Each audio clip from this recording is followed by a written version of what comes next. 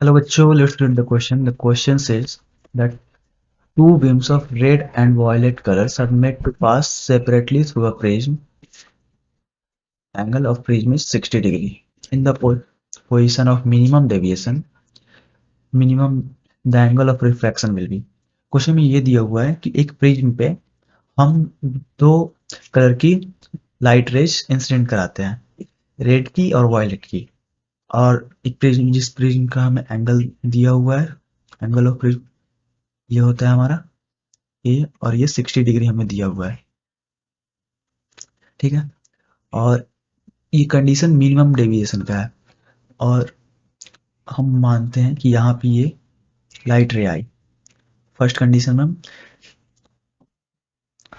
और ये रिफ्लेक्ट होकर ये बेस के पैरेलल हो जाएगी, क्योंकि ये मिनिमम डेविएशन में बेस के पैरेलल हो जाती है लाइन, और यहाँ से बाहर निकल जाएगी। और हम यहाँ पे एक नॉर्मल बना लेते हैं। मिनिमम कंडीशन में जो एंगल आर होता है, इसलिए हम यूज करेंगे mu one sine theta one equal to mu two sine theta two. ये थीटा वन इंसिडेंट होता है और थीटा टू रिफ्रैक्टेड होता है। इसको रीनेम कर देते हैं।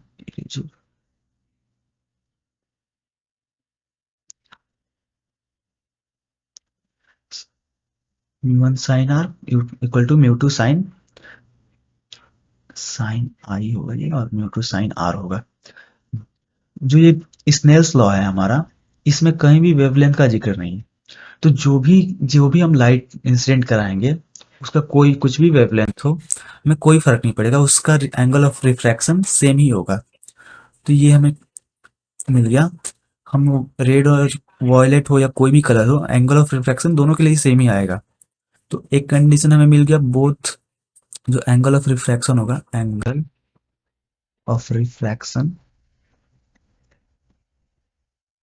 विल बी सेम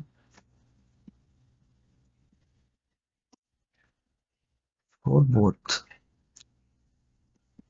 अगर हम ऑप्शन देखें तो अब एक कंडीशन क्या है, ये 30 degree for both the colours ये हो सकता है, greater for violet colour greater for red colour ये दोनों नहीं हो सकते।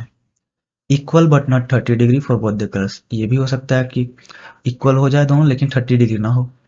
तो अभी हमारा 1 और 4 में, इसके लिए हम क्या करेंगे, ये हम एंगल निकाल लेंगे।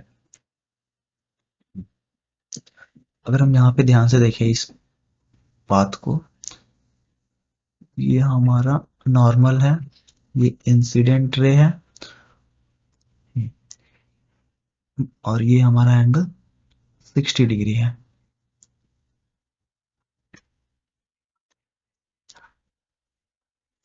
ये 60 डिग्री, ये पैरेलल है यहाँ से,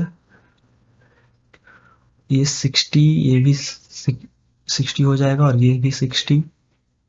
ये नॉर्मल है तो ये 30 होगा। तो यहाँ से एंगल ऑफ रिफ्रैक्शन हमें मिल गई, यही एंगल आर होता है। हेंस